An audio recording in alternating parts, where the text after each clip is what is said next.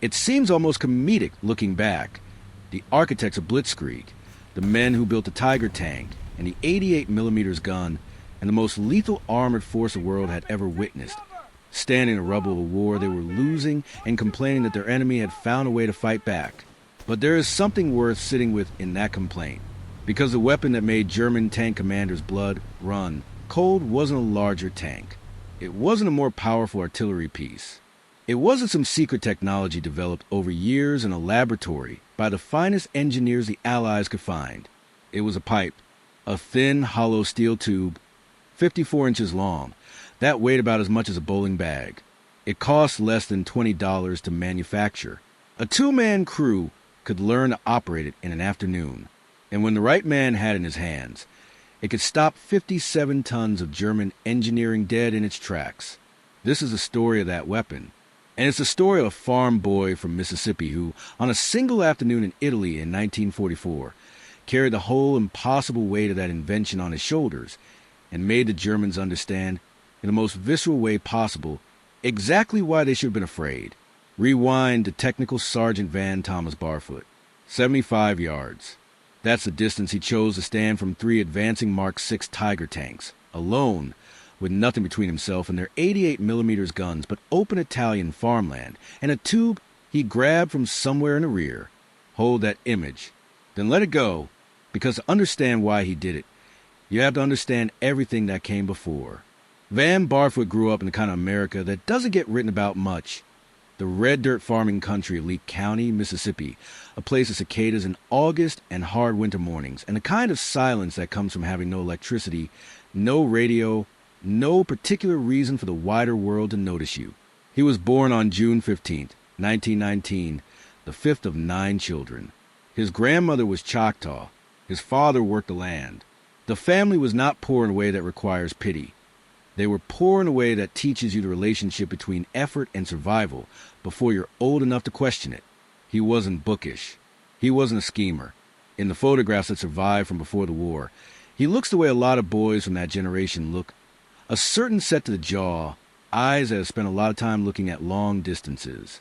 The kind of face that doesn't offer much until you've earned something. He enlisted in the Army in 1940, before Pearl Harbor, before the country had made up its mind about the war. Not out of patriotism exactly, or at least not the chest-thumping kind. More out of the logic of a man who looks at what's coming and decides to walk toward it rather than wait for it to arrive. He trained.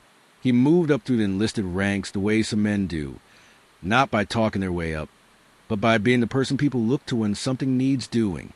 By May of 1944, Technical Sergeant Van Barfoot was with the 3rd Platoon, Company L, 3rd Battalion, 157th Infantry Regiment of the 45th Infantry Division, the Thunderbirds, a National Guard division from the American Southwest, forged in the fire in North Africa and Sicily, now grinding its way up the Italian peninsula in one of the most grueling, thankless campaigns of the entire war.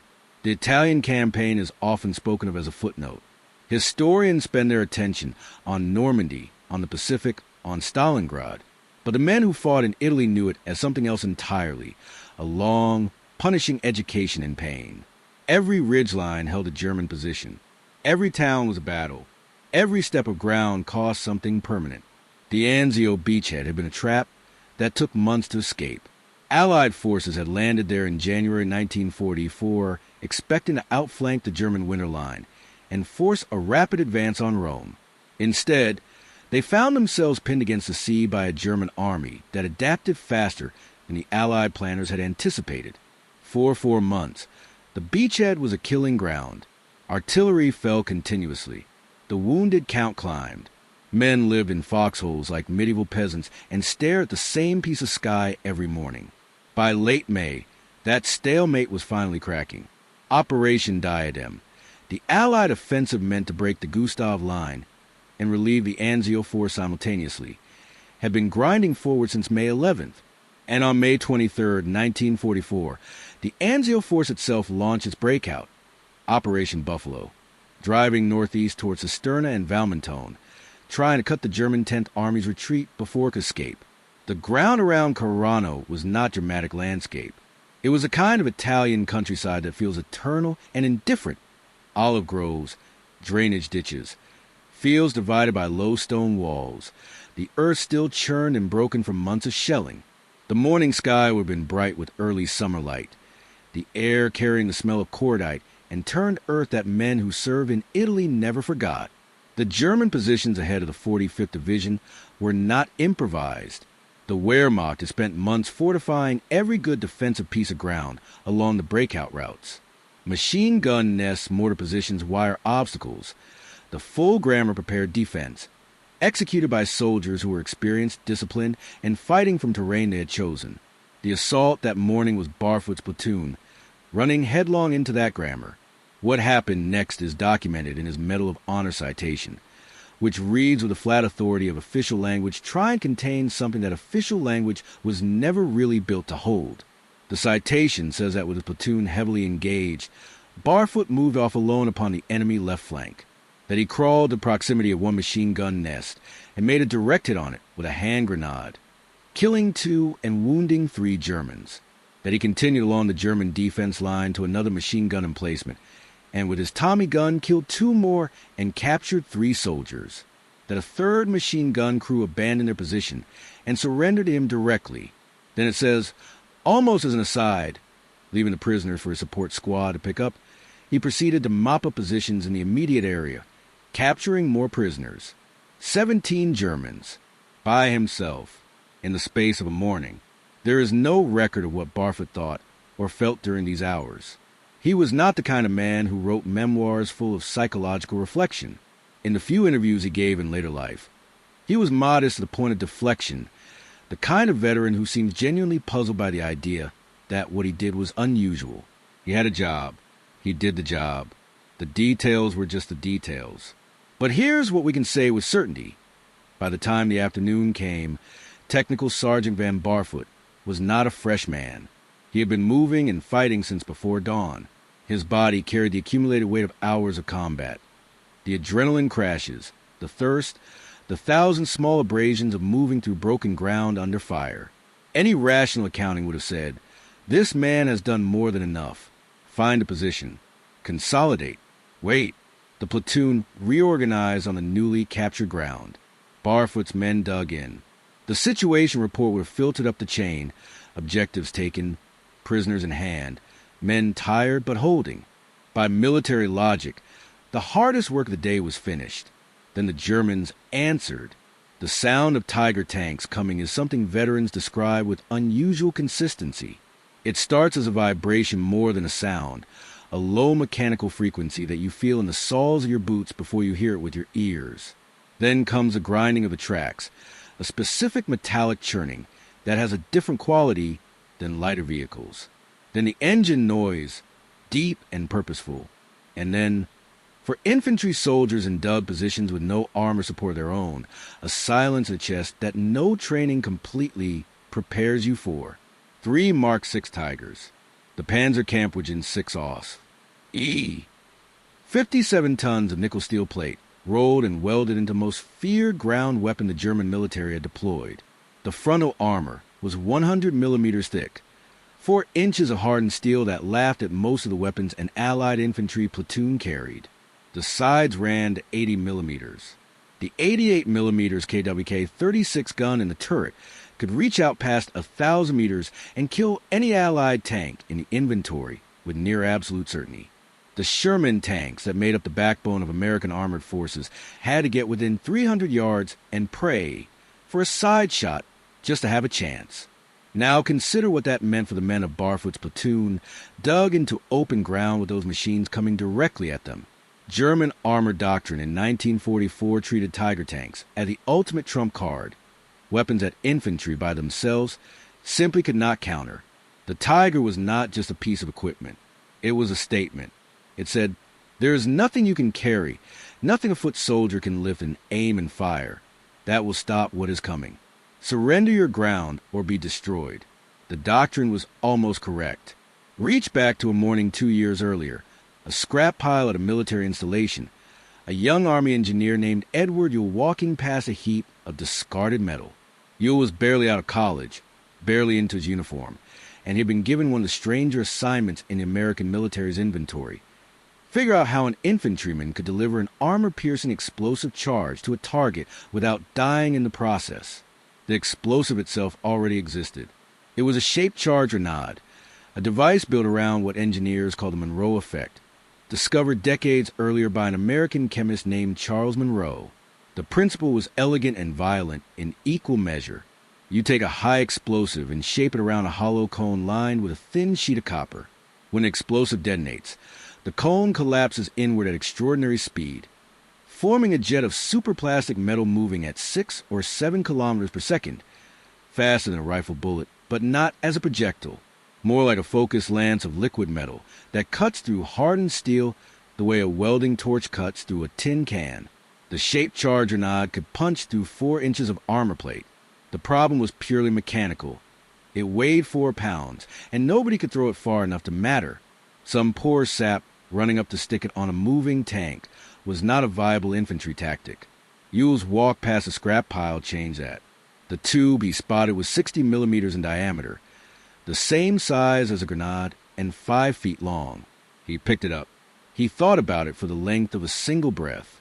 Then, as he told the story in later interviews, he said to himself, "Put the tube on a soldier's shoulder with a rocket inside, and away it goes." The insight sounds simple because it was. The tube solved every problem simultaneously. The rocket would finish its burn inside the tube, protecting the operator from exhaust. The assembly weighed 13 pounds. One man could aim it. A second man could load rockets from the rear. Effective range, 300 yards. Penetration, for inches of steel. The Army moved faster than it usually does on things like this. Ewell and his partner, Captain Leslie Skinner, built a prototype and started testing at Aberdeen Proving Ground in Maryland. One afternoon in May 1942, while they were running rounds against a moving tank, Brigadier General Gladion Marcus Barnes happened to be walking by with a group of visiting brass. Barnes was the head of Ordnance Research and Development, exactly the wrong, or perhaps exactly the right, man to stumble onto an unauthorized weapons demonstration. Skinner did what ambitious men do when fate drops an opportunity in front of them. He walked over to the general, handed him the launcher, and invited him to take a shot. Barnes put the tube on his shoulder. He looked down the sights. He fired. The round hit the tank. Barnes handed the weapon back. He said something to his staff. He watched the other officers take turns shooting. When the available rockets were gone, he ordered the weapon into immediate production. General Electric received a contract for 5,000 units and a delivery deadline of 30 days. They delivered with 89 minutes to spare. The name came later, from a joke instrument that comedian Bob Burns had made famous on his 1930s radio program. A contraption built from gas pipe that made a sound like a wounded animal and bore an undeniable physical resemblance to the rocket launcher. The name stuck. By the end of the war, 440,000 bazookas had reached the field. General Dwight D. Eisenhower would later name the bazooka as one of the primary reasons the Allies won the war. That's a sweeping claim, but it points at something true. Before the bazooka, German tank commanders could operate against Allied infantry with a certain casual confidence, knowing that foot soldiers carried nothing that could meaningfully threaten them. The bazooka ended that confidence. It handed infantry a counter, however imperfect, to the most terrifying weapon on the battlefield. Imperfect is the operative word. The early models were finicky. The battery-powered firing circuit was vulnerable to moisture and rough handling, both of which were standard features of field conditions. The M6 Heat rocket was supersonic, but not fast enough to demand perfection from its user. At close range, a competent shooter could manage it, but the penetration spec, for inches 76 millimeters, told a story with a troubling asterisk. The Tiger's frontal plate was 100 millimeters. The bazooka's punch was not sufficient to guarantee penetration against the Tiger's strongest angles, which meant you had to be clever about it. You had to hit a track, or a side, or a rear plate, or a vision slit. You had to find the chinks in the armor that German engineers had tried very hard to eliminate. You had to be close. 75 yards is not a clinical firing distance. It is the length of a basketball court and a quarter. It is close enough that when the tank's main gun swings toward you, You can see the bore of it, a dark circle that frames the remaining seconds of your life with unusual clarity. German tank doctrine specified minimum safe engagement distances from infantry for good reason. At close quarters, the 88mm gun loses its primary advantage. Too close, the gun can't depress far enough to track a man on the ground. At 75 yards, you are inside the geometry where the tank's own armor becomes partially irrelevant, but you are also well within the range of the home machine gun, of the crew's personal weapons, of the machine gun-equipped infantry that typically screen Tiger formations during advances. Barfoot was alone. He had a bazooka he'd found. He did not have a second man to load it, or if he did, the accounts don't name them. What the citation records is this. He took up an exposed position directly in front of 3 advancing Mark VI tanks. Directly in front. That word selection in the official citation is doing enormous work. Think about what he saw. 3 Tigers, engines grinding, tracks throwing up arcs of Italian soil, 90-meter intervals between them. The standard combat spacing that spread the formation wide enough to protect against a single weapon hitting multiple vehicles simultaneously. They were coming for his platoon's position. They were not sneaking. They were not being subtle. This was armored shock action, the deliberate application of overwhelming weight and firepower to break a defensive line before it could respond. And the response was one sergeant, standing in the open with a tube. The bazooka's rocket, when it fired, was not silent. The backblast was significant. A sharp crack of ignition followed by the rocket's burn, a white-orange streak moving at just above the speed of sound, covering 75 yards in roughly 1/10 of a second. The warhead struck. The shaped charge detonated on contact, the copper cone collapsing inward, the focused jet of superheated metal driving through the steel at speeds that made the word penetration feel inadequate. This was not a bullet. This was a physics event, a temporary moment of matter moving so fast and so focused that the armor's molecular structure had no time to respond in any meaningful way. The metal parted. The track of the leading Tiger exploded.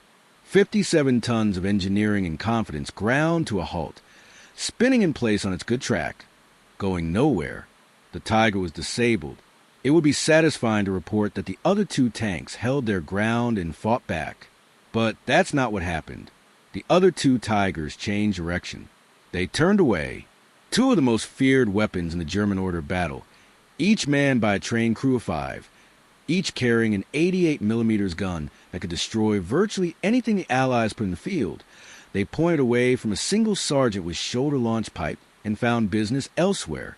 There is a physics lesson buried in that moment, and a psychological one. The physics lesson: the bazooka worked. At the right angle, with a competent shooter and sufficient nerve to get close enough, a single infantryman could functionally threaten a Tiger tank.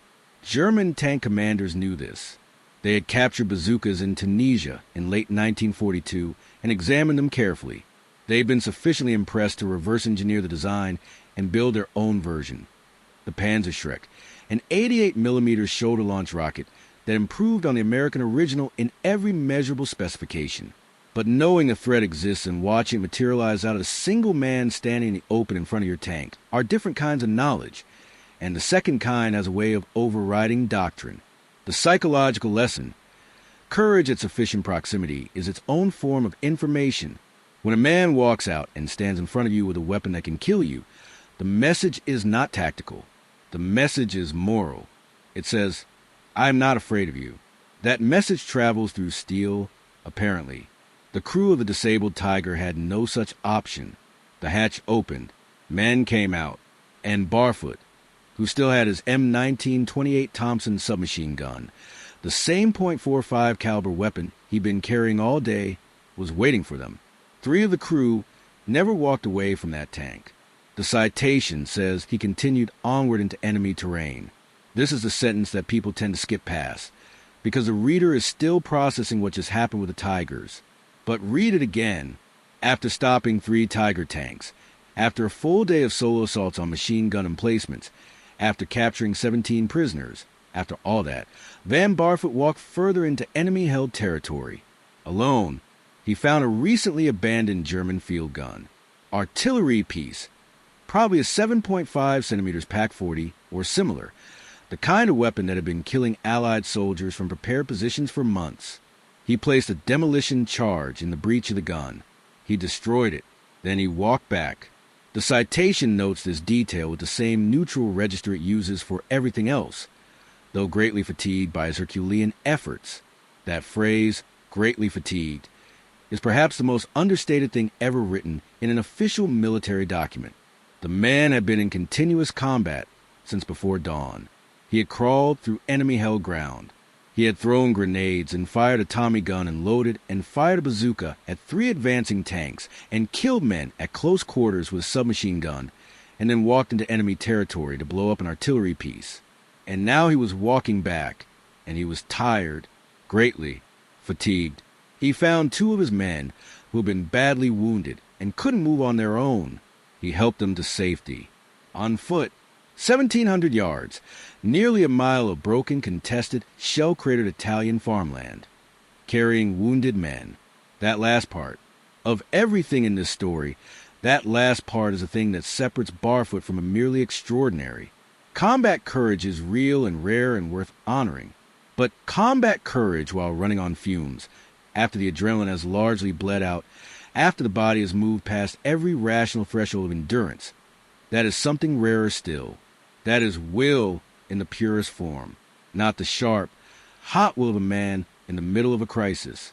The grinding, cold will of a man who is done, but won't be done yet, because there are 2 people who need him. The Germans, meanwhile, were trying to make sense of what had happened. In the months after the bazooka's introduction in North Africa, German intelligence had worked quickly to understand the weapon. Capture examples were shipped back to Germany for technical analysis. The engineers noted the Monroe effect warhead, the simple electrical firing mechanism, the shoulder launch system that you had improvised from a scrap pile. Their report concluded that the weapon was clever in design and formidable in effect. It was significantly simpler than anything the German arms industry had built for similar purposes. It was cheap to produce. It was easy to deploy. And then they built a better version. The Panzerschreck, the Tank Terror, as the troops quickly named it, used an 88mm warhead that penetrated 8 inches of steel, double what the American original could manage. It was heavier and required an operator's shield to protect the gunner from the larger rocket exhaust. But the performance gains were real. By 1944, German infantry carried a weapon of their own design, born directly from studying a device one of their soldiers had picked out of wreckage of a defeated American supply column in Tunisia. Here is the irony that the title of this story was built to hold. Germany copied the bazooka, improved it, deployed it widely, and still complained that it was unfair when Americans used the original against their tanks. The complaints were not entirely irrational. The Tiger had been designed, at enormous expense of material and engineering labor, to be invulnerable to infantry weapons. The Germans had built their entire late-war armored doctrine around the premise that tanks at appropriate range from infantry were essentially immune to anything foot soldiers could carry. The bazooka violated that premise. It handed a single sergeant, not a tank crew, not an artillery battery, not an air support call, the capacity to functionally neutralize the most expensive and feared piece of ground equipment in the German arsenal. That did feel unfair. It was supposed to. Van Barfoot was awarded the Medal of Honor on September 28, 1944, in Epinal, France, by Lieutenant General Alexander M. Patch. The citation was read in full. The ribbon was placed around his neck. A photograph was taken. Then the war continued, because wars do not pause for ceremony. He received a battlefield commission to 2nd lieutenant. He survived the war. He came home. He went back to Mississippi, and then he put on the uniform again, because it turned out that Van Barfoot was a career soldier in the same way that some men are constitutionally incapable of being anything else. He served in Korea. He served in Vietnam. He retired as a colonel in 1974, 34 years after he'd first enlisted out of Carthage, Mississippi.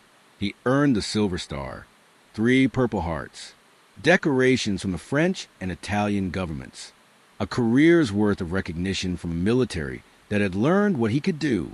He was 92 years old when he died in Richmond, Virginia on March 2nd, 2012. He'd outlasted most of the century he'd been born into. In retirement, the local newspaper in Virginia ran a story about his flag.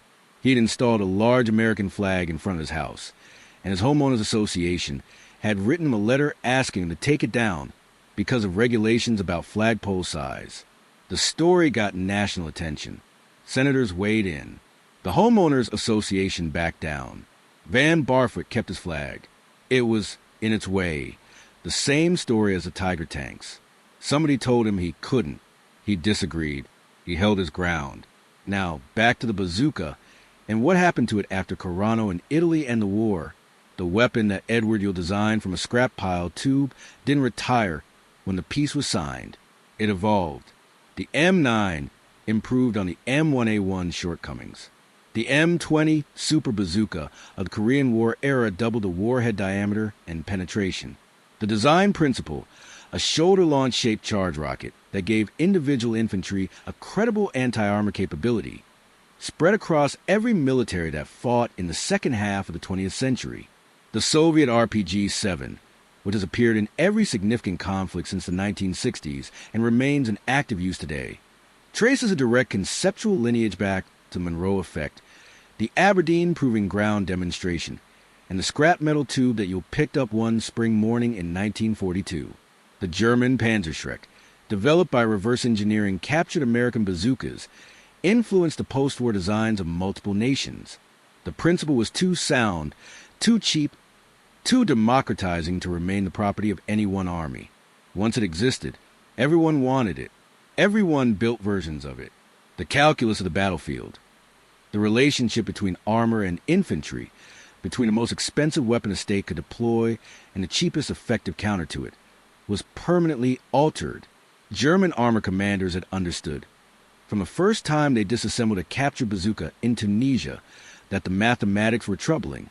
Here was a device that cost less than a good coat, that could be built in quantity sufficient to equip every infantry squad in an army, that required a half day of training to operate, and that could, under the right conditions, in the hands of the right man, put a Tiger out of action.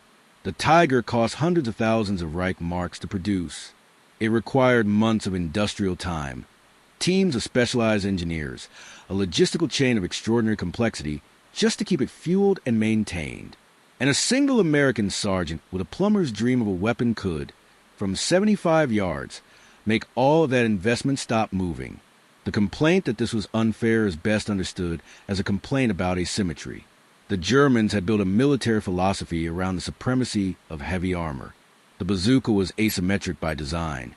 It was explicitly intended to give the weaker party a lever against the stronger one. Calling it unfair was precisely correct. It was unfair. It was engineered to be unfair. That was the whole point. War is not a sporting competition. It is, at its most fundamental, a contest of will and resource and ingenuity. Play for stakes that don't reset at the final whistle.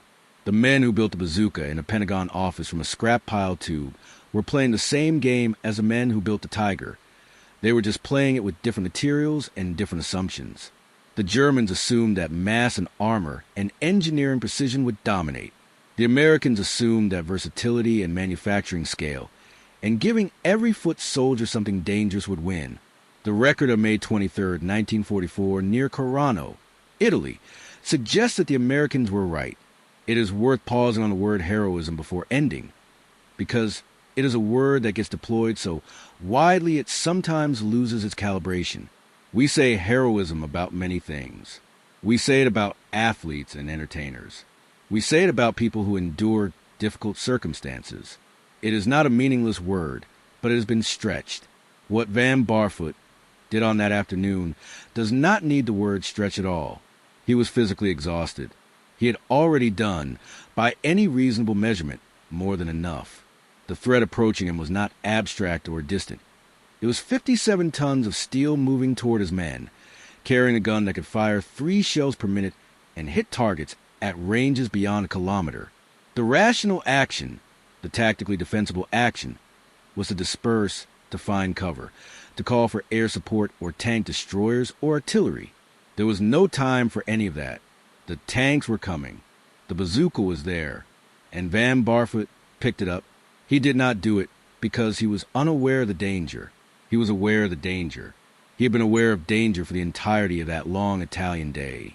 and the day before, and the months before that, and the years that shaped the kind of man who could stand in the open in front of 3 advancing Tiger tanks and find within himself something steady enough to aim and fire.